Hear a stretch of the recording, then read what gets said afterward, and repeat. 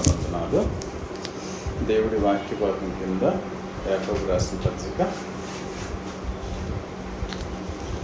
3వ అధ్యాయము, యాకోబు రాసిన పత్రిక 3వ అధ్యాయము 13వ వచనం చదువుకున్నాము. యాకోబు రాసిన పత్రిక 3వ అధ్యాయము 13వ వచనం. మీలో జ్ఞాన వివేకములు గలవాడెవడో వాడు జ్ఞానముతో కూడిన సాత్వికము గలవాడై తన యోగ్య ప్రవర్తన వల్ల తన క్రియలను కనుపరచవలెను. దేవుడు యేసుక్రీస్తు సహోదరుడైన యాకోబు ఈ పత్రిక రాశాడు.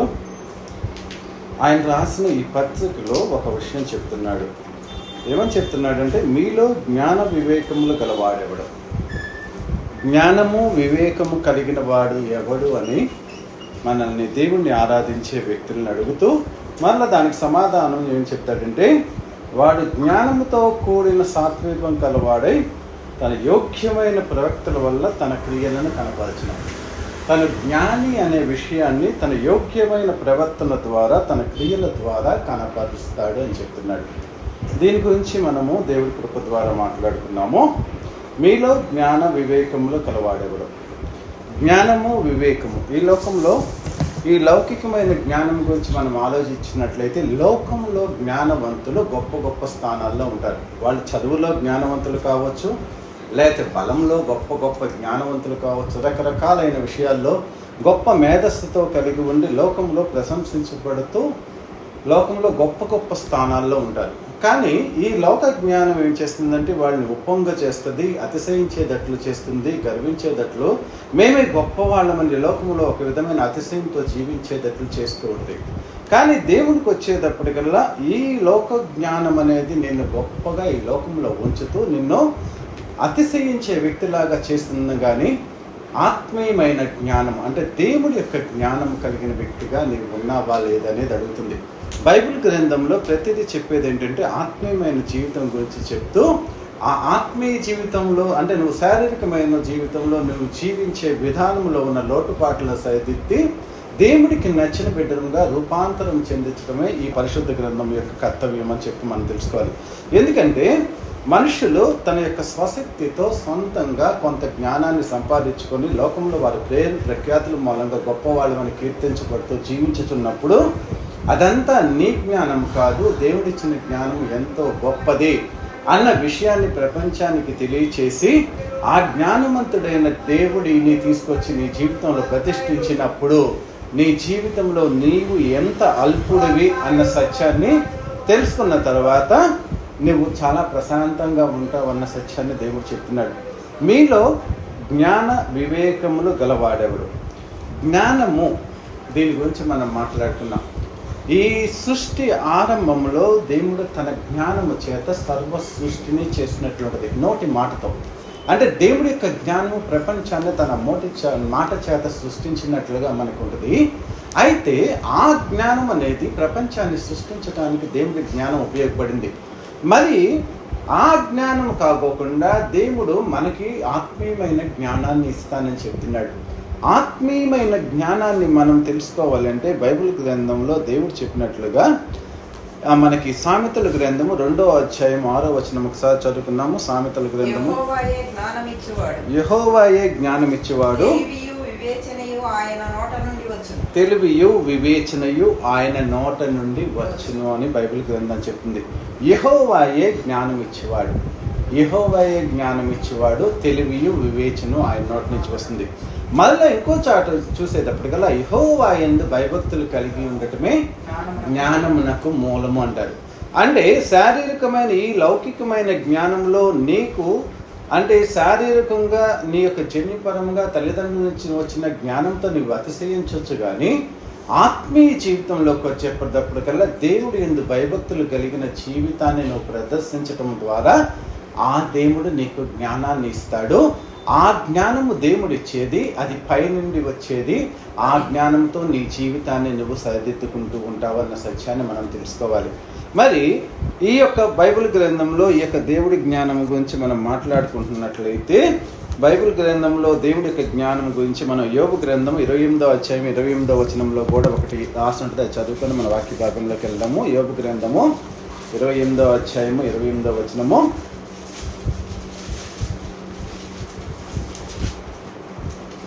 మరియు యెహోవా యందు భయభక్తులు జ్ఞానమనియు దుష్టత్వము విడిచిపెట్టి వివేచన నరులకు సెలవిచ్చి దేవుడు మనకి చెప్తున్న విషయాన్ని తెలుసుకోండి. యెహోవా యందు భయభక్తులు కలిగి ఉండేటి ఏ జ్ఞానము, దుష్టత్వమును విడిచిపెట్టుటి అంటే మనలో శారీరకంగా తల్లిదండ్రుల నుంచి కానీ పితృపారంపర్యాచారాల నుంచి కానీ ఒక విధమైన మూఢత్వము కానీ మనకు ఒక విధమైన ఛాదస్థం కానీ వస్తుంది. ఆ మూఢత్వాన్ని విడిచిపెట్టుటనే వివేకము అని చెప్పి బైబిల్ గ్రంథం చెప్తుంది. మరి ఈ బైబిల్ గ్రంథం చెప్పిన దాని ప్రకారము నువ్వు యెహోవా యందు భయభక్తులు కలిగి ఉంటే జ్ఞానవంతుడు అవుతావు. యెహోవా దుష్టత్వాన్ని అంటే నీకు స్వతహాగా దేవుడిని నమ్ముకోకముందు నీ జీవితంలో ఉన్న పాత అలవాట్లు, ప్రాచీన స్వభావం అంటే మనుషులకు అయిష్టమైనది, దేవుడికి అయిష్టమైన స్వభావాన్ని ఎప్పుడైతే నువ్వు విడిచిపెడతావో అప్పుడు వివేకము కలగలిగిన వాడవుతావు. అంటే యెహోవా యందు భయభక్తులు కలిగి ఉంటే జ్ఞానం వస్తుంది.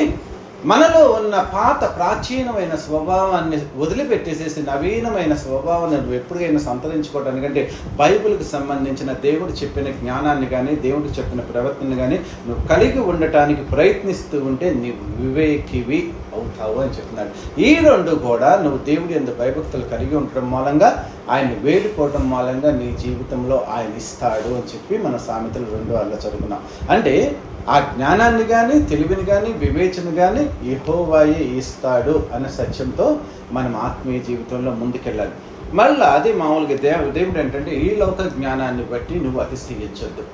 ఈ భూమి మీద దేవుడు తన కృప చూపుతూ మనల్ని కాపాడుతూ ఉన్నాడన్న విషయంతోనే దేవుడికి నీవు లోబడి ఉండు అన్న సత్యాన్ని ప్రపంచ మానవాళికి చెప్తున్నాడన్న దాంట్లో అలాంటి జ్ఞానము కలిగి మనం జీవించాలి. అంటే లౌకికమైన మనకున్న దేవుడిచ్చిన ఆస్తిపాస్తులు కానీ మనకిచ్చిన అందం కానీ మనకిచ్చిన దేన్ని బట్టి కానీ నువ్వు అతిశయించుకోకుండా నువ్వు దానికి దేవుడికి కృతజ్ఞత కలిగి విధేయత కలిగి ఎల్లప్పుడూ దేవుడిని స్తుతిస్తూ ఆరాధిస్తూ ఉండాలి అన్న సత్యంతో చెప్తున్నాడు.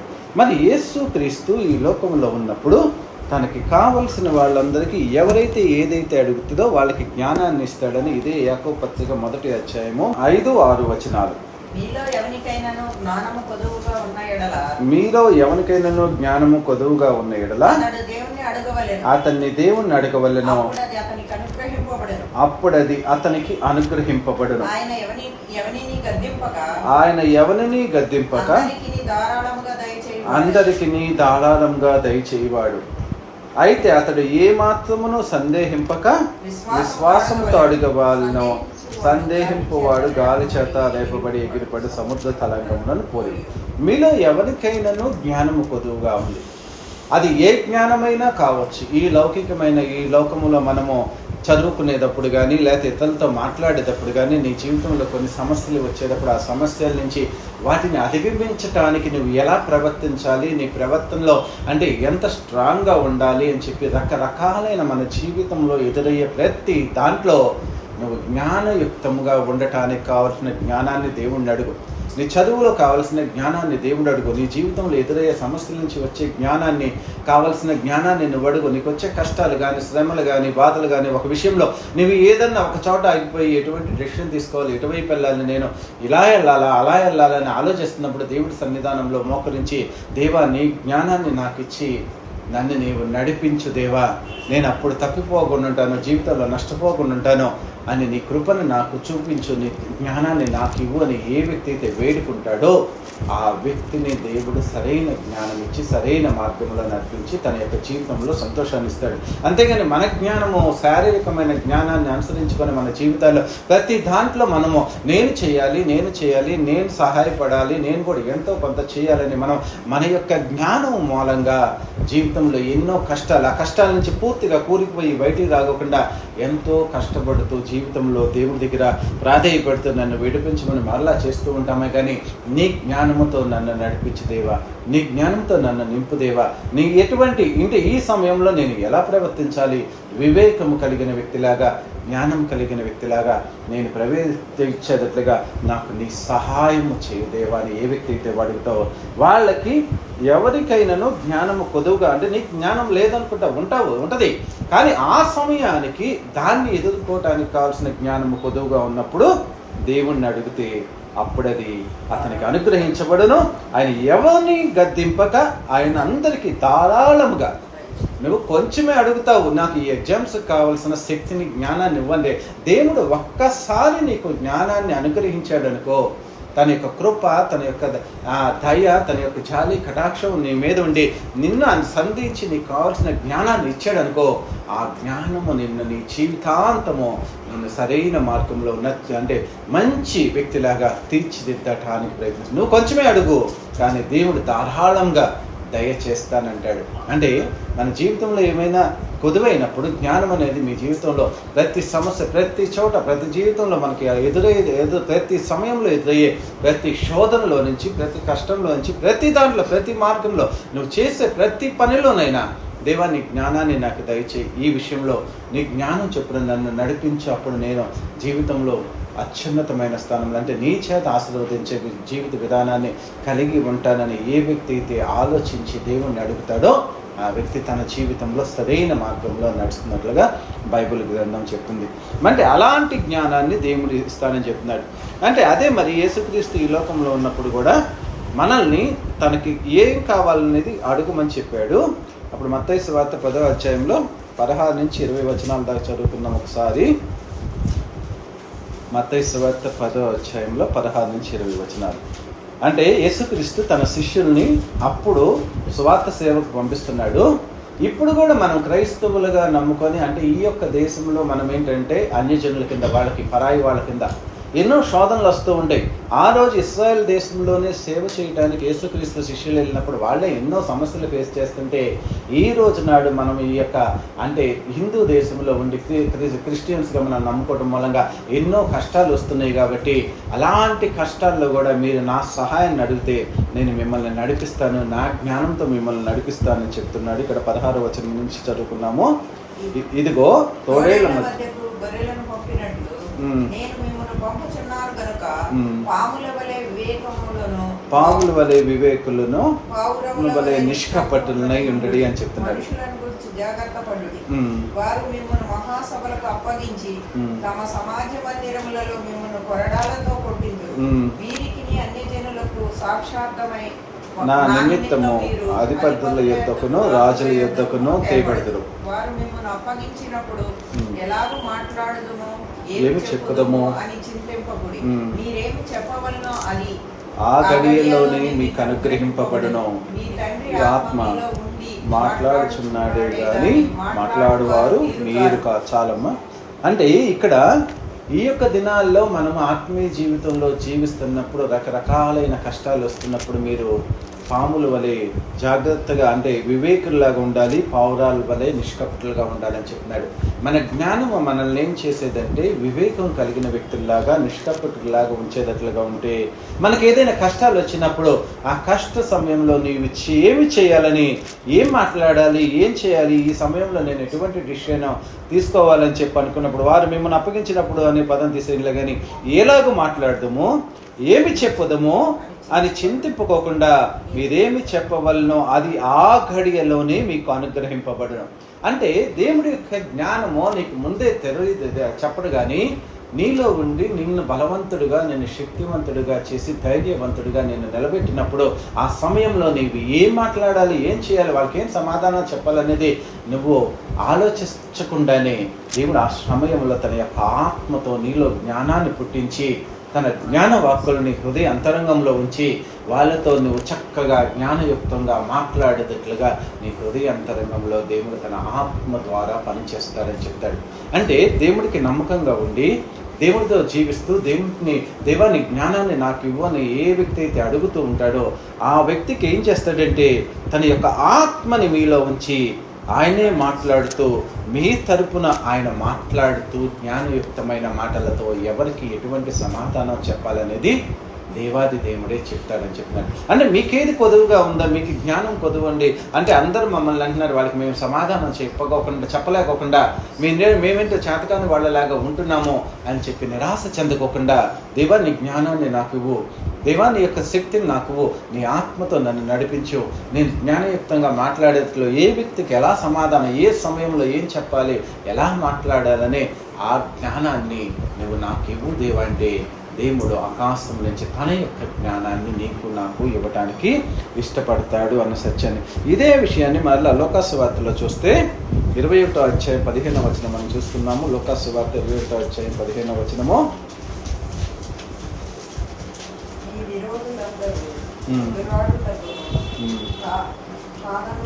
మీ విరోధులను ఎదురాడుటకును కాదనుటకును వీలు కాని వాక్కును జ్ఞానమును నేను మీకు అనుగ్రహించును. పైన అదే, కాబట్టి మేమేమి సమాధానము చెప్పుదామని ముందుగా చింతింపకుండుడి, మీ మనసులో నిశ్చయించుకుండి, మీ విరోధులందరూ ఎదురాడుటకును కాదనుటకు వీలు కాని వాక్కును జ్ఞానమును నేను మీకు అనుగ్రహించేదని అన్నాడు. అంటే మన శత్రువులు విరోధులకి కానీ మనకు వ్యతిరేకించే వాళ్ళందరూ కానీ వాళ్ళతో ఎలా మాట్లాడాలి, వాళ్ళు నువ్వు మాట్లాడుతుంటే నువ్వు దేవుడి యొక్క జ్ఞానంతో మాట్లాడినప్పుడు వాళ్ళు నిన్ను ఎదిరించడానికి కానీ నీతో తర్కించడానికి ఎటువంటి వాళ్ళకి స్కోప్ లేకోకుండా దేవుడు నీలో జ్ఞాన వాక్కులను ఉంచి నీ ద్వారా వాళ్ళతో మాట్లాడతాడు. అలాంటి జ్ఞానాన్ని నేను ఇస్తానని చెప్తాడు. జ్ఞాన వివేకములు కలిగిన వాడెవడంటే, ఈ లోకంలో జ్ఞానం అంటే నీ జ్ఞానంతో నీవు గెలవాలనుకుంటావు, కానీ దేవుడికి సంబంధించిన జ్ఞానాన్ని నువ్వు అడిగినప్పుడు ఆయన జ్ఞానాన్ని నీ హృదయ అంతరంగంలో పెట్టినప్పుడు ఆ జ్ఞానంతో నీ యొక్క సంబంధించి ఏ సమయంలో స్పాంటేనియస్గా నువ్వు ఎలా రియాక్ట్ అవ్వాలో, ఎదుటి వ్యక్తికి సమాధానం చెప్పాలని చింతించకోకుండా నీకు కావలసిన ధైర్యాన్ని ఇచ్చి ప్రతి వ్యక్తితో సమయానుకూలంగా సందర్భానుసారంగా ఆ ఆత్మ నీలో ఉండి జ్ఞానయుక్తంగా నీ ద్వారా మాట్లాడి ఎదుటి వ్యక్తులు నిన్ను చూసి ఆగిపోయేటట్లుగా, నీతో మాట్లాడటానికి భయపడేటట్లుగా, నీ దేవుని చూసి వాళ్ళు ఆగిపోయేటట్లుగా నీ జీవితంలో సంతోషాన్ని సమాధానాన్ని నీలో జీవితాల్లో విజయాన్ని ఇచ్చి దేవుడు నడిపించే జ్ఞానాన్ని మనకిస్తానంటున్నాడు. అంటే మరి నీకు జ్ఞానం కొద్దుగా ఉంటే నువ్వు అడుగు, నీ జీవితంలో అలాంటి జ్ఞానాన్ని దేవుడు ఇస్తానంటాడు. మరి బైబిల్ గ్రంథంలో చాలా మందికి దేవుడి గురించి మనం మాట్లాడుకున్నట్లయితే పాత నిబంధన గ్రంథంలో ఎంతో మందికి దేవుడు జ్ఞానం ఇచ్చినట్లు ఉంటాడు. యోసేపు చాలా కష్టాల్లో ఉంటాడు, కానీ ఎంతో జ్ఞానం ఇచ్చి ఆ రాజ్యంలో ఆర్చాడు. మరలా దానియేలు గ్రంథంలో కూడా దానియేలుకు కూడా ఎంతో జ్ఞానం ఇచ్చాడు. అంటే కళల భావం మర్చిపోతాడు రాజు, రాత్రి కలగంటాడు, ఆ కళ మర్చిపోయాడు, కానీ ఆ కళ చెప్పాలి, నా కళ భావాన్ని చెప్పాలని 2వ అధ్యాయంలో చూసినట్లయితే దేవుడు జ్ఞాన వివేకములు కలిగిన వాడు అని దానియేలు ప్రార్థిస్తూ ఆయన స్తుతిస్తాడు. అంటే కళభావాన్ని మర్చిపోయిన వ్యక్తి కూడా అతడు కన్న కళని కూడా దేవుడు తన ఆత్మీయమైన జ్ఞానం ద్వారా ఈ జ్ఞానము కలిగిన దానియేలుకు తెలియచేసి ఆ అన్యజనుల్లో దేవుడిని కీర్తించేటట్లుగా అంత జ్ఞాన సంపన్నుడుగా చేసినట్లుగా ఉంటుంది. దానియేలు 2వ అధ్యాయం 11వ వచనం ఎక్కడ ఉంటుంది? రాజు విచారించిన సంగతి బహు అసాధారణమైనది, దేవతలు కాక మరెవ్వరూ ఈ సంగతికి తెలియచెప్పగలరు. దేవతల నివాసములు శరీరుల మధ్య ఉండవు కదా. అందుకు రాజు కోపము తెచ్చుకుని అత్యాగ్రహం గలవాడై బబులోను జ్ఞానులందరినీ సంహరింపవలని ఆజ్ఞ ఇచ్చెను. ఇంటి శాసనం బయలుదేరడం వలన జ్ఞానులు చంపబడవలసి ఉండగా వారు దానియేలు అతని స్నేహితులను చంపదూచిరి. అప్పుడు దానియేలు బబులోనులోని జ్ఞానులను చంపుటకై బయలుదేరిన రాజు దేహ సంరక్షకుల అధిపత్యము అరణ్యానికి దగ్గరకు పోయి జ్ఞానయుక్తముగా మనవి చేశాడు. రాజు వద్ద నుండి ఈ ఆజ్ఞ 18వ వచనం చదువుకున్నాము. 18 తానును తన స్నేహితులను బబులో నుంచి తక్కిన జ్ఞానులతో కూడా నశింపకుండినట్లు ఆ కళ యొక్క మర్మ విషయంలో పరలోకమందున్న దేవుడి వలన కటాక్షము పొంద నిమిత్తమై ఆయన వేడుకొడని వారిని హెచ్చరించెను. అంతటా రాత్రి యందు దర్శనం చేత ఆ మర్మము దానియేలునకు బయలుపరచబడిన గనుక దానియేలు పరలోకమందున్న దేవుని స్తుతించెను. ఎట్లనగా దేవుడు జ్ఞాన బలములు కలవాడు, యుగములన్నిటను దేవుడి నామము స్తుతి నొందునుగాక. ఇక్కడ దానియేలు ఏం చేశాడు? తన యొక్క స్నేహితుల దగ్గర షడ్రక్ మేషక్ అబేద్నెగోల దగ్గరికి వెళ్ళి ఒక శాసనం వచ్చింది, ఆ కళని కలభావాన్ని చెప్పమంటున్నారు. ఆ కలభావం చెప్పకపోతే ఈ దేశంలో ఉన్న జ్ఞానులందరినీ చంపేస్తానంటున్నారు. అన్యజనులైన వాళ్ళతో పాటు మనము కూడా దేవుణ్ణి నమ్ముకున్న మనము కూడా చంపేస్తారు. కాబట్టి మన దేవుణ్ణి వేడుకుందామని, వాళ్ళని ప్రార్థన చేయమని దానియేలు కూడా తన ఇంటికి వచ్చి ప్రార్థన చేయగానే ఆ ప్రార్థన విని, మీకేమైనా జ్ఞానము కొదువుగా ఉన్నదా, నాకు ప్రార్థించండి, నేను దేవుడి యొక్క దేవదూతల యొక్క జ్ఞానాన్ని, ఆ దేవుడి యొక్క జ్ఞానాన్ని ఇస్తాడన్న దాన్ని బట్టి ఇక్కడ దానియేలుకి రాత్రి కళలో దేవుడు ఆ యొక్క కళని కలభావాన్ని చెప్పినప్పుడు, నీలాగా జ్ఞానం కలిగిన వ్యక్తి ఎవరున్నా దేవా, యుగములన్నిటినూ నీవే స్తుతినను కదా దేవుడివే అని చెప్తున్నాడు. అంటే నీకు నీ జీవితంలో అదేదైనా నీకు సంబంధించిందే కాదు, ఏదైనా ఒక చోట నుంచి మిగతాప్పుడు దానియేలు ఎంతమందిని రక్షించాడు తన జ్ఞానం ద్వారా? ఆ బబులోను సంస్థానంలో ఆ యొక్క అంటే అన్యజనులకు సంబంధించిన ఆ యొక్క అంటే ఇవన్నీ కళల భావాన్ని కానీ జ్ఞానులందరినీ కానీ వాళ్ళు విగ్రహారాధన చేసే రాజ్యంలో ఉన్న ఆ జ్ఞానులందరినీ కూడా బ్రతికించినట్లుగా ఉంది. అంటే నీ జ్ఞానము నిన్నే కాదు, ప్రపంచంలో చుట్టుపక్కల ఉన్న వాళ్ళందరినీ కూడా బ్రతికించి దేవుడి యొక్క గొప్పతనాన్ని, ఔన్నత్యాన్ని నీ ద్వారా ప్రపంచానికి చాటిచ్చేటట్లుగా, దేవుడు అలాంటి జ్ఞానాన్ని నీకు ఇచ్చేటట్లుగా నీవు ఆయన పట్ల వినయము విధేయత కలిగిన ఆత్మీయ జీవితాన్ని కలిగి ఉండాలి. అప్పుడు ఆయన ఇచ్చే జ్ఞానముతో నీవు ప్రపంచంలో ప్రశంసించబడతావు. నీ ద్వారా చాలామంది కూడా నీ దేవుణ్ణి ప్రశంసిస్తారు అన్న సత్యాన్ని మనం తెలుసుకోవాలి. అంటే అలాంటి గొప్ప దేవుడిని మనం నమ్ముకొని ఉన్నామని చెప్పేసి విషయంతో మనం బైబిల్ గ్రంథంలో చూస్తాం. మరి యేసుక్రీస్తుని నమ్ముకున్న వ్యక్తులు, యేసుక్రీస్తు ఏర్పాటు చేసుకున్న ఆయన ప్రియ శిష్యులు ఎవరు? చేపలు పట్టుకునేవాళ్ళు. చేపలు పట్టుకునే వాళ్ళు యేసుక్రీస్తుని చంపేసినప్పుడు పారిపోయారు. కానీ తర్వాత యేసుక్రీస్తు ఆరోహణై లేచిన తర్వాత వాళ్ళు బహుబలముగా తమ యొక్క సేవను చేస్తున్నప్పుడు వాళ్ళందరిని చూసి వీళ్ళంతా ఏమంటారు తెలుసా? అసలు వీళ్ళెవరు? వీళ్ళు చేపలు పట్టుకునే వాళ్ళు కదా, వీళ్ళకి ఇంత తెలివితేటలు ఎక్కడ వచ్చినాయని ఆ సమూహం అంతా ఆశ్చర్యపడిపోయినట్లుగా అపోస్తలుల కార్యములు 4వ అధ్యాయంలో ఉంటుంది. అపోస్తలుల కార్యములు 4వ అధ్యాయము 13వ వచనం ఒకసారి చదువుకున్నాము. వారు పేతురు యోహాను ధైర్యమును చూచినప్పుడు వారు విద్యలేని పామరులను గ్రహించి ఆశ్చర్యపడి వారు యేసుతో కూడా ఉండిన వారని గుర్తెరిగిరి. వారు విద్యలేని పామరులు, చేపలు పట్టేవాళ్ళు, కానీ వాళ్ళు ఎవరితో ఉన్నారు? దేవుడితో ఉన్నారు. అంటే ఆ దేవుడి యొక్క జ్ఞానముతో ఈ రోజు నాడు ఈ యొక్క మిరకిల్స్ చేస్తున్నారు, అద్భుతాలు చేస్తున్నారు. మమ్మల్ని అంటే ఎదిరించి సమాధానం కాదు కానీ తర్కంగా వాళ్ళు అడిగే ప్రశ్నలకి సమాధానాలు చెప్తూ మీకు నచ్చినట్లుగా జీవించాలా, దేవుడికి నచ్చినట్లుగా జీవించాలని 19వ వచనంలో వాళ్ళు దేవుడి మాట వినుట కంటే మీ మాట వినుట దేవుడి దృష్టికి న్యాయమా, మీరే చెప్పండి అంటున్నారు. అంటే వీళ్ళ జ్ఞానం ఎక్కడి నుంచి వచ్చింది? వీళ్ళు విద్యలేని పామర్లు, వీళ్ళు చేపలు పట్టుకునేవాళ్ళు, వీళ్ళు ఎందుకు పనికిరారు, త్వరగాని వాళ్ళని చెప్పి వాడు ఊహించినప్పుడు వాళ్ళలో ఈ తెలివితేటలు కానీ, ఈ జ్ఞానం కానీ, ఈ శక్తి కానీ, వాళ్ళలో ఉన్న ధైర్యం కానీ ఎక్కడి నుంచి వచ్చినాయి అని అడిగితే వాళ్ళు యేసుక్రీస్తు చెప్పినట్లుగా పెంతెకోస్తు దినము నాడు దాకా దేవుడి యొక్క కోసం కనిపెట్టి దేవుడి జ్ఞానాన్ని, దేవుడి ఆత్మని పొందుకున్నట్లుగా బైబిల్ గ్రంథంలో ఉంది.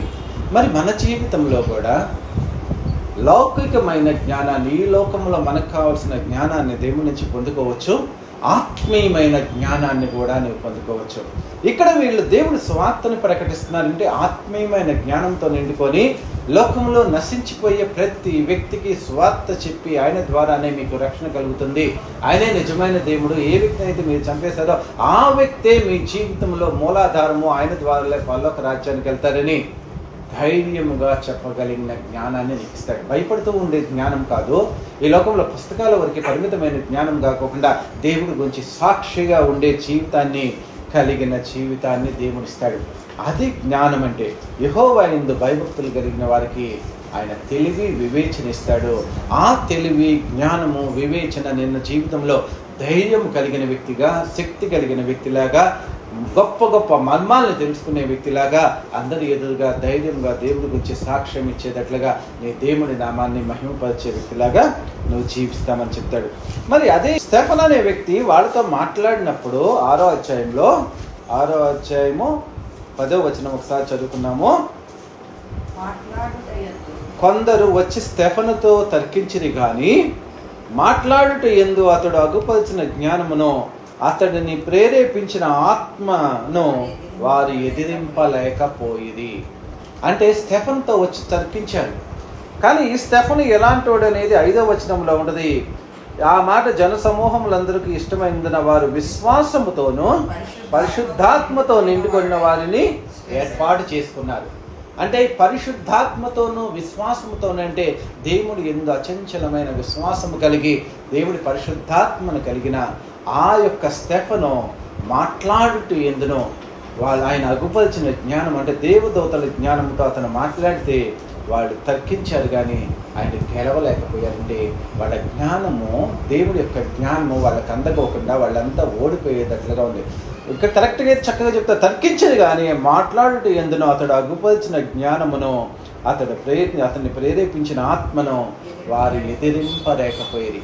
అంటే దేవుడి యొక్క జ్ఞానం అంటే పైనుంచి దేవుడి యొక్క ఆ పరలోకం నుంచి వచ్చిన జ్ఞానాన్ని మనము దేవుడిని అడిగి పొందుకున్నట్లయితే నిన్ను ఎవరు ఎదిరించలేరు, ఈ లోకంలో నీతో తర్కించలేరు, నీతో మాట్లాడలేరు. అంటే బర్మయుక్తముగా జ్ఞానయుక్తముగా దేవుడి యొక్క ఆలోచన చొప్పున నీవు మాట్లాడుతూ దేవుడి యొక్క ప్రేమను వాళ్ళకి తెలియచేస్తూ చక్కటి నీకు ఉచ్చారణ ఇచ్చి వాక్చాతుర్యం ఇచ్చి నీలో ధైర్యాన్ని ఇచ్చి ఆ వ్యక్తులకి తగినట్లుగా ఎటువంటి సమాధానం అప్పుడు వాళ్ళకి చెప్పాలో, ఎటువంటితో నువ్వు మాట్లాడితే వాళ్ళ నోర్లు మోసుకుంటారో, ఎటువంటి మాటలైతే వాళ్ళతో నీకు ఘర్షణ రాకోకుండా సమాధాన పడే స్థితి వచ్చిందో ప్రతి వ్యక్తి నువ్వు చెప్పిన దానికి నువ్వు చెప్పింది నిజమే అని చెప్పేటట్లుగా దేవుణ్ణి ఒప్పుకుంటారో అలాంటి మాటలతో నీవు జీవించాలి. అలాంటి జ్ఞానాన్ని దేవుడు మనకిస్తాడని చెప్తున్నాడు.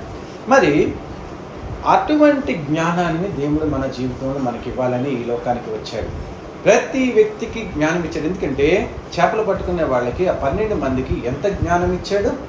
వాళ్ళందరినీ ఏర్పాటు చేసుకుని ప్రపంచం మొత్తానికి దేవుడి జ్ఞానాన్ని వెదజల్లాడు. అంటే ఎందుకు పనికిరాని వాళ్ళు, మనం ఇప్పుడు చదువుకున్నాము, తెలివి గల వాళ్ళము, గ్రాడ్యుయేట్స్ని, పోస్ట్ గ్రాడ్యుయేట్స్ని, ఎంతో తెలివి ఉంది మనకి ఈ సొసైటీలో. ఇప్పుడు ప్రజెంట్ ఇంటర్నెట్ యుగంలో కానీ ప్రస్తుతం ఫాస్ట్ యుగంలో మనం ఎంతో తెలివిని గెయిన్ చేసుకున్నాం. కానీ అప్పుడు రవాణా సౌకర్యాలు కూడా లేకోకుండా పడవల ద్వారా ఒక చోట నుంచి ఒక చోటికి ప్రయాణం చేసి ఏదో చిన్న చిన్న కులవృత్తులు చేసుకున్నప్పుడు ఆ వ్యక్తులతోనే దేవుడు జ్ఞానాన్ని ఇచ్చి 2000 సంవత్సరాల క్రితమే అద్భుతమైన జ్ఞానంతో వాక్చాతుర్యంతో దేవుడి శక్తిని ప్రచురించే ఆ జ్ఞానయుక్తులను వారి నోటిలో ఉంచి వారి ద్వారా దేవుడు తన యొక్క ప్రపంచంలో తన యొక్క సాక్ష్యాన్ని తన సువార్తని చాటుకున్నట్లుగా ఉంది. మరి మనము కూడా అడిగితే నీకు కావలసిన ఆత్మీయ జ్ఞానాన్ని ఇస్తాడు.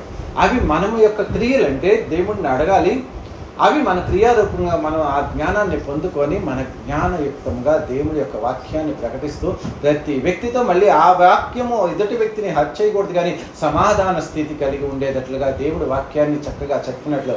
ఇప్పుడు బబులోను దేశంలో దానియేలు కలభావం చెప్పాడు. కలభావం చెప్పంగానే వేరే వాళ్ళకి ఇతనికి ఏం గొడవ రాలేదు కదా, వాళ్ళంతా చనిపోయే స్థితిలో ఉన్నప్పుడు ఇతడు కలభావం దేవుడి ద్వారా తెలుసుకొని వాళ్ళందరినీ రక్షించాడు, వాళ్ళ జీవితాల్లో సంతోషాన్ని ఇచ్చాడు. అంటే నీవు దేవుడి యొక్క ఆలోచనతో దేవుడి జ్ఞానంతో నువ్వు ఒక పని చేస్తే దాని మూలంగా ఇతరులకు కూడా ఆశీర్వాదకరముగా ఉండేటట్లుగా దేవుడి జ్ఞానము అక్కడ సంతోషాన్ని సమాధానాన్ని ఇస్తుందన్న సత్యంతో దేవుడి జ్ఞానాన్ని మనం అడగాలి. పరిశుద్ధాత్మశక్తిని నువ్వు ఎలాగైతే పొందుకుంటావో, పరిశుద్ధాత్మ ద్వారా నీ జీవితాన్ని ఎలాగైతే క్రమపరుచుకుంటావో, మంచి మార్గంలో నడుచుకుంటావో, అలాగే దేవుడి జ్ఞానాన్ని నువ్వు అడగటం మూలంగా నీ జ్ఞానయుక్తమైన మాటలతో నీవు దేవుడి మార్గంలోకి అనేల్ని నడిపిస్తూ వాళ్ళ జీవితాల్లో కూడా సంతోషాన్ని నింపగలవని సత్యాన్ని తెలుసుకోవాలి. మనం బైబిల్ గ్రంథంలో రకరకాలైన వాక్యాలు చదువుకుంటూ ఉంటాం. అయితే మనము దేవుడి గురించిన వాక్యాలు చదువుకుంటున్నప్పుడు దీంట్లో మనము ప్రతిదీ దేవుడి దగ్గర నుంచే వస్తుంది అన్న సత్యం తెలుసుకోవాలి. యాకోబు పత్రికలోని 1వ అధ్యాయంలో 17వ వచనం మనం చూసినట్లయితే, శ్రేష్టమైన ప్రతి ఈవియు సంపూర్ణమైన ప్రతి వరమును పరసంబంధమైనదే జ్యోతిర్మయుడగు తండ్రి యొద్ద నుంచి వచ్చును. ఆయన యందు ఏ చంచలత్వమైనను గమనాగమనములో అయినను కలుగుచి ఏ ఛాయి అయినా లేదు. ఆయన తాను సృష్టించిన వాటిలో మనం ప్రథఫలంగా ఉన్నట్లు సత్యవాక్యము వలన మనలను తన సంకల్పము వలన కనిన. యేసుక్రీస్తుని మనం ఈ రోజు నాడు బాప్తిసం తీసుకొని యేసుక్రీస్తుని మన రక్షకుడుగా అంగీకరించి ఆయన జ్ఞానం చొప్పున మన ఆత్మీయ జీవితాన్ని మనం నడుపుకోవాలనుకుంటున్నాం. కాబట్టి మనకందరికీ ఏ వరమైనా ఈవి అయినా కానీ పరసంబంధమైనదే ఆకాశం నుంచి దేవుడి దగ్గర నుంచి వస్తుంది. ఏమంటాడు? శ్రేష్టమైన ప్రతి ఈవియు సంపూర్ణమైన ప్రతి వరమును పరసంబంధమైనదే జ్యోతిర్మయుడొక తండ్రి యొద్ద నుంచి వచ్చును. అంటే నీకు కావాల్సిన ప్రతిదీ వరము, జ్ఞానము కానీ ఏదైనా నీ జీవితంలో నీకు కావలసినప్పుడు అది ఎక్కడి నుంచి వస్తుందంటే జ్యోతిర్మయుడకు ఆ తండ్రి దగ్గర నుంచి పరమ నుంచి వస్తుందన్న సత్యంతో ఆయన యొక్క పాదాల చెంత చేరి నీ జీవితంలో ఆత్మీయమైన జ్ఞానాన్ని నాకు దయచేయదేవా, నా మనోనేత్రాలు తెరిపించు, నీతో ఎలా జీవించాలో నాకు నేర్పు, ఈ లౌకికంగా ఈ లోక జీవితంలో ప్రతి వ్యక్తితో నేను ఎలా మాట్లాడాలి, ఎలా జీవించాలి, ఎంత లౌకికంగా ఉండాలి, ఎంత వారికి వారితో ఉండాలి అని ఆ జీవిత విధానాన్ని నాకు నేర్పు దేవా అని లోకంలో మనం జీవించాలి. కాబట్టి ఆ తర్కాన్ని ఆ జీవిత విధానాన్ని నేర్పిస్తూనే దేవుడి యొక్క వాక్కుల్ని మనకు తెలిసేటట్లు ఆయన బుద్ధివాక్యం కానీ జ్ఞానవాక్యం కానీ వాక్యంలో ఉన్న ప్రతి మర్మాన్ని కానీ తెలుసుకునేటట్లుగా నీ జ్ఞానాన్ని, నీ వరాన్ని, నీ ఈవుల్ని ఇవ్వని చెప్పేసి పరసంబంధమైన దేవుణ్ణి మనము అడగాలి అని చెప్తాడు. మరి ఇది ఈ యొక్క జ్ఞానము పరలోకం నుంచి వస్తుందని చెప్పి ఇదే 3వ అధ్యాయంలో 17వ వచనంలో ఉంటుంది. అయితే పైనుండి వచ్చే జ్ఞానము మొట్టమొదట పవిత్రమైనది, సమాధానకరమైనది, మృదువైనది, సులభంగా లోబడినది, కనికరముతోనూ మంచి ఫలముతోనూ నిండుకొనిది, పక్షపాతమైన వేషధానైనను లేనిదైనది. పైనుంచి వచ్చే జ్ఞానం, నువ్వు ఆత్మీయమైన జ్ఞానంతో నువ్వు ఉన్నట్లయితే దేవుడి యొక్క లక్షణాలు నీ జీవితంలో ఉంటాయి. పరిశుద్ధాత్మని పొందుకున్నప్పుడు శక్తి వస్తుంది. నీ జీవితంలో నువ్వు సర్వసత్యంలోకి నడుస్తూ నీ జీవితాన్ని ఆత్మీయ జీవితంగా నడిపించుకుంటావు. కానీ దేవుడి యొక్క జ్ఞానాన్ని అడిగి ఆ జ్ఞానముతో నీ జీవితంలో నువ్వు నడుచుకున్నట్లయితే అది నీ జీవితాన్ని ఎంతో చక్కగా ఉంచి నీ జీవితంలో ఎటువంటి సమస్యలు రాకోకుండా దేవుడి మహిమార్థంగా నువ్వు వాడబడేటట్లుగా ఉంటుంది. అది పరసంబంధమైనది, జ్యోతిర్మయుడైన తండ్రి నుంచి వస్తుంది. ఆ తండ్రి నీకు ఇచ్చే జ్ఞానంలో ఈ లక్షణాలన్నీ ఉంటాయి. పవిత్రమైనది, సమాధానకరమైనది, మృదువైనది, సులభంగా లోబడినది, కనికరముతోనూ మంచి ఫలముతో నిండుకుంది. అందులో పక్షపాతం ఉండదు, వేషధారణ లేకోకుండా ఇలాంటి మంచి లక్షణాలతో ఉంది. పవిత్రమైనది, మొట్టమొదటిగా పవిత్రమైనది. మనకి దేవుడు ఏదైనా తోటలో ఆదాములు ఎంతో పవిత్రంగా చేశాడు. తండ్రి అయిన దేవుడు ఆకాశం నుంచి దిగివచ్చి ఏదైనా తోటలో ప్రతిదినం మాట్లాడేవాడు. కానీ ఆ పవిత్రతని వాళ్ళు నిలబెట్టుకోలేకపోయారు. పవిత్రతని నిలబెట్టుకోలేక దేవుడికి జ్ఞానము, దేవుడిచ్చిన జ్ఞానాన్ని కాకుండా సైతాన్ని ఇచ్చిన జ్ఞానాన్ని వాళ్ళ జీవితంలో ఇంప్లిమెంట్ చేయడానికి మొదలుపెట్టి దేవుడికి వ్యతిరేకమయ్యారు. కానీ అదే దాన్ని దేవుడు ఉద్దేశంలో పెట్టుకొని పవిత్రుడైన ఒక గొర్రెపిల్లలాగా, నిష్కల్మషమైన గొర్రెపిల్లలాగా ఆకాశం నుంచి తన ప్రియకుమార్ని ఈ లోకానికి పంపించి తన పవిత్రమైన జ్ఞానంతో ఆ పవిత్రమైన ఆ పస్కా బలిగా యేసుక్రీస్తుని మన కోసం చనిపోయేటట్లు చేశాడు. ఆ పవిత్రత అనేది దేవుడి దగ్గర ఉంది. పైనుంచి వచ్చిన జ్ఞానం అంటే యేసుక్రీస్తు జ్ఞానం, బుద్ధి జ్ఞానము సర్వ సంపదలు ఆయన ఎందే గుప్తములై ఉన్నది. యేసుక్రీస్తు గురించి చెప్తాడు.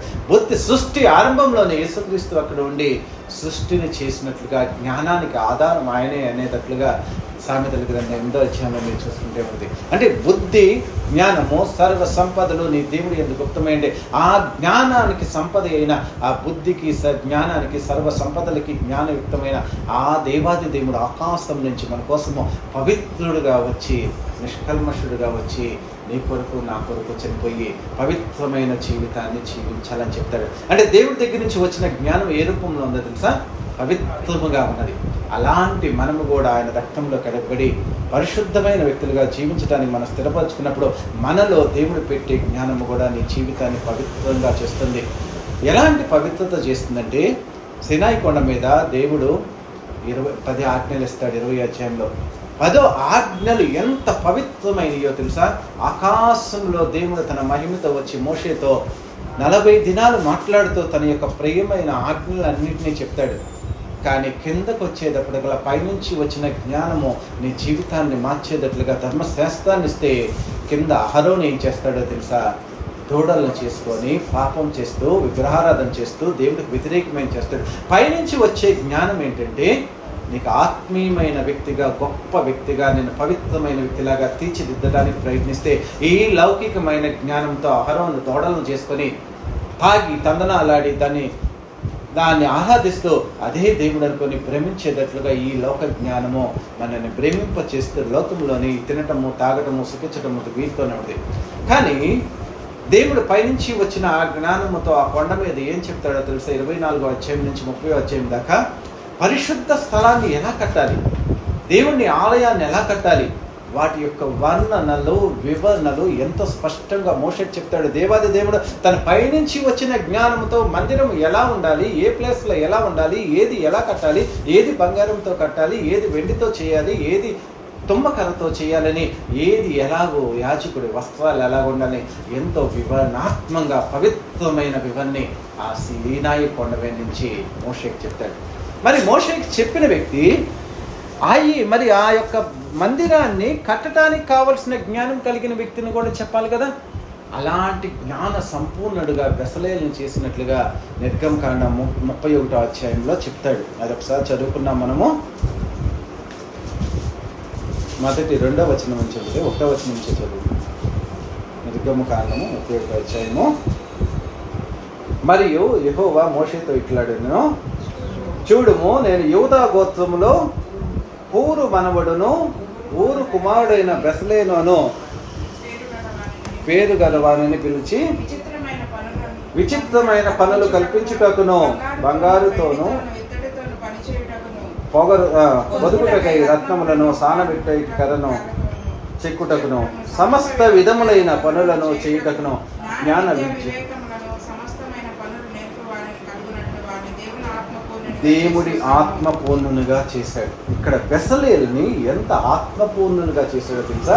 ఇక్కడంతా మందిరము పవిత్రమైన దేవుడి యొక్క పరిశుద్ధ స్థలాన్ని కట్టడానికి ప్రయత్నిస్తూ ఇలా చేయండి ఇలా చేయండి అని 24వ అధ్యాయం నుంచి 30వ అధ్యాయం దాకా చెప్పిన దేవుడు అది మోషేకి ఇవ్వలేదు. కానీ బెసలేలు అనే ఒక వ్యక్తిని దేవుడి యొక్క ఆత్మపూర్ణునిగా చేసి జ్ఞాన వివేకములు ఇచ్చి అది ప్రతిదీ చేసేటట్లుగా చేశాడు. అతను ఏమేం చేస్తానికి చెప్పాడు తెలుసా? బెసలేను అని పేరు గల వానిని పిలిచాను. దేవుడే పిలుచుకున్నాడు. అంటే మందిరము కట్టండి అని చెప్పేటప్పటికీ ఆ మందిరము కట్టడానికి కలిసిన జ్ఞానము కలిగిన ఒక వ్యక్తిని దేవుడు ఏర్పాటు చేసుకొని ఆ వ్యక్తిని తన పని కోసం పిలుచుకున్నానని చెప్పి మోషేతోనే చెప్తాడు. మోషేతో ఇట్లా చూడు, నేను ఒక వ్యక్తిని ఏర్పాటు చేస్తున్నాను, బెసలేను అని పేరు గల వారిని పిలిచి విచిత్రమైన పనులు కల్పించుటకును, బంగారుతోనూ వెండితోనూ ఇత్తడితోనూ పనిచేయుటకును, పొదుగుటకై రత్నములను సానబెట్టుటకును, కర్రను కోసి చెక్కుటకును, సమస్త విధములైన పనులను చేయుటకు జ్ఞాన విద్య వివేకములను సమస్తమైన పనులు నేర్పును వానికి కలుగునట్లు వానిని దేవుని ఆత్మపూర్ణునిగా చేసి ఉన్నాను. అతనికి తోడుగా కొంతమందిని హృదయంలో జ్ఞానం ఉంచి ఉన్నాను అనేది 5-6వ వచనంలో చెప్తాడు. మళ్ళా నేను దాని గోత్రంలో అహీసాము కుమారుడైన అహోలియాబును అతనికి తోడుగా చేస్తుంది. నేను నీకు ఆజ్ఞాపించినవన్నీ చేయనట్లు జ్ఞాన అందరి హృదయంలో జ్ఞానమును ఉంచి ఉన్నాను. అక్కడ కింద ఎన్ని కట్టేయి 18 ఐటమ్స్ చెప్తాడు. 7వ వచనం నుంచి మీరు 11వ వచనం దాకా చూస్తే ఆ యొక్క పరిశుద్ధమైన గ్రంథంలో పరిశుద్ధ ఆలయంలో ఉండే ప్రత్యక్ష గుడారము, సాక్ష్యపు మందసమును, దాని మీద ఉన్న కరుణాపీఠము, గుడారపు ఉపకరణాలు, బల్లను, దాని ఉపకరణములను, దీపవృక్షమును, దాని ఉపకరణములన్నిటినీ, ధూపవేదికను, దహన బలిపీఠమును, దాని ఉపకరణములన్నింటినీ, గంగాళమును, దాని పీటను, యాజక సేవ చేయనట్లు సేవా వస్త్రములను, యాజకుడైన అహరోను యొక్క ప్రతిష్టమైన వస్త్రములను, అతని కుమారుల వస్త్రములను, అభిషేక తైలమును, పరిశుద్ధ స్థలము కొరకు పరిమళ ధూప ద్రవ్యములను నేను నీకు ఆజ్ఞాపించిన ప్రకారము దాన్ని సమస్తమును చేయవలనని దేవుడి యొక్క పరిశుద్ధమైన ఆలయంలో ఈ చేసే 18 వివరణల గురించిన అటన్నిటినీ తయారు చేసే విధానం కలిగిన ఒక వ్యక్తిని దేవుడు ఆత్మపూర్ణుడుగా చేసి అతడి యొక్క జ్ఞాన హృదయాన్ని, దేవుడి జ్ఞానాన్ని అతడి హృదయంలో ఉంచాడు. అంటే పవిత్రమైన జీవితము కలిగిన విధానంతో పరిశుద్ధమైన స్థలాన్ని కట్టడానికి ఒక వ్యక్తిని దేవుడు జ్ఞానపూర్ణుడుగా చేసి ఏర్పాటు చేస్తున్నాడు. మరి ఇక్కడికి వచ్చేటప్పటికల్లా పైనుంచి వచ్చిన జ్ఞానం పవిత్రమైనది అంటాడు. కానీ అదే జ్ఞానాన్ని సొలొమోనుకి ఇచ్చాడు. కానీ సొలొమోను దేవుడి మందిరాన్ని కట్టాడు, కానీ దేవుడికి నచ్చినట్లుగా జీవించక లౌకికమైన ఆ జ్ఞానాన్ని లోకంలో వాటికి ఉపయోగించుకొని విశ్వాసం నుంచి తప్పిపోయినట్లుగా బైబిల్ గ్రంథం చెప్తుంది. కానీ దేవుడు నీ హృదయ అంతరంగంలో జ్ఞానాన్ని ఉంచినట్లయితే అది నీకు పవిత్రతనిస్తుంది. యేసుక్రీస్తు ఈ లోకానికి ఎలాగైతే వచ్చి మనందరి జీవితాల్లో మనందరిని, ఆయన పరిశుద్ధుడు, ఆయన పవిత్రుడు, నిన్ను నన్ను కూడా పవిత్రపరిచాడు, పరిశుద్ధపరిచాడు, మంచిగా జీవించమని చెప్పినట్లుగా అదే జ్ఞానము యేసుక్రీస్తుకు ఉన్న జ్ఞానాన్ని నీకు నాకు కూడా ఇచ్చి మన జీవితాన్ని పవిత్రమైన జీవితానికి జీవించేటట్లుగా అని బైబిల్ గ్రంథం చెప్తుంది. మరి ఈ పవిత్రమైన తర్వాత రెండోది సమాధానకరమైందంటే యేసుక్రీస్తు ఈ లోకానికి వచ్చాడు జ్ఞాన సంపూర్ణుడిగా, తండ్రితో సమాధానపరిచాడు. మనము కూడా అలాంటి దేవుడి జ్ఞానం కలుగుతుంటే నువ్వు పవిత్రమైన జీవితాన్ని చూస్తూ పరిశుద్ధమైన దేవుడికి సంబంధించిన పనులు చేసే వ్యక్తిలాగా ఉండడానికి అది ఉపయోగపడుతుంది, సమాధానకరంగా ఉంటుంది. నీ జీవితంలో సమాధానం అందిస్తుంది, ఇతరుల జీవితాల్లో దేవుడితో సమాధానకరంగా ఉంచుతుంది, మృదువుగా ఉంటుంది. నువ్వు కఠినమైన బండలాగా, రాతి గుండెలాగా, మనం ఒక తప్పు చేస్తాము, దాన్ని ఒక వ్యక్తి దేవుడు వాక్యం ద్వారా నీకు తెలియజేస్తాడు, లేకపోతే నువ్వు వాక్యం చదువుకున్నప్పుడు దేవుడు తెలియజేస్తాడు. రాతి గుండెలాగా ఉండకోకుండా దేవుడు తన ఆత్మతో నీతో మాట్లాడి జ్ఞానయుక్తమైన మాటలతో నిన్ను సంధించినప్పుడు నీ రాతి గుండెగానే అలాంటి దాన్ని కరిగిపోయి మృదువైన గుండెగా మార్చి దేవుడికి లోబడే స్వభావంగా, అది మెత్తడిగా అందరిని ఆదరించేటట్లుగా నిన్ను తయారు చేస్తుంది దేవుడి జ్ఞానము. అంటే సులభముగా లోబడినది అంటే దేవుడు నీతో మాట్లాడినప్పుడు ఆ జ్ఞానం నిన్నేం చేస్తుందంటే పెద్దలకు లోబడేటట్లు చేస్తుంది, అధికారులకు లోబడేటట్లు చేస్తుంది, దేవుడికి లోబడేటట్లు చేస్తూ నీ జీవితంలో తగ్గింపు గుణాన్ని, విధేయతని, వినయాన్ని ఇచ్చి అందరి ప్రశంసలు పొందేటట్లుగా చేస్తుంది. కనికరముతోనో మంచి ఫలములతోనో నిండుకుందంటే, కనికరం అంటే ఇతరుల్ని ఆదరించే స్వభావం నీలో ఉంది. లేని వాళ్ళకి నీకు సహాయం చేస్తావు.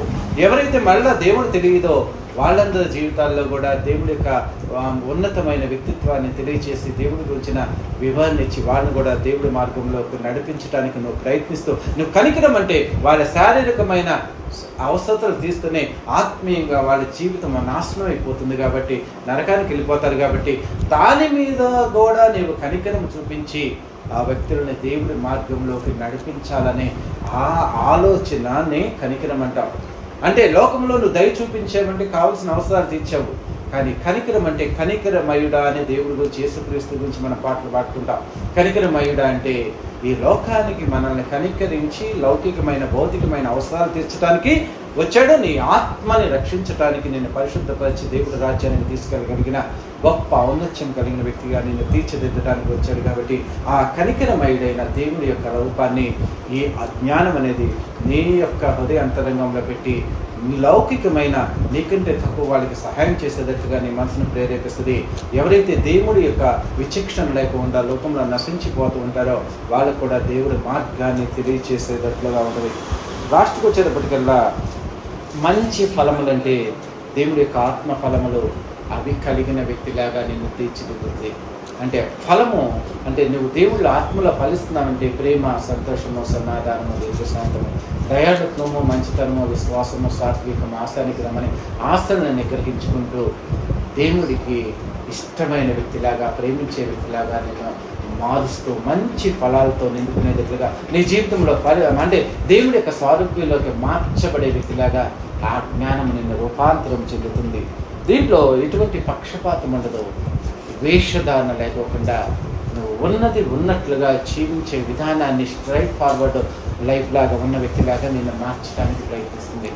ఉన్నది పక్షపాతం ఏమీ ఉండదంటే 2వ అధ్యాయం తర్వాత చదువుకోండి. యాకోబు పత్రిక 2వ అధ్యాయంలో గొప్పవాడని, ధనికుడని, పేదవాడని లేకోకుండా ఒక దేవాలయానికి బంగారపు వస్త్రాలు అంటే గొప్ప వస్త్రాలు, వెలగల వస్త్రాలు వేసుకొని బంగారపు ఉంగరం పెట్టుకొని ఒక వ్యక్తి వస్తాడు.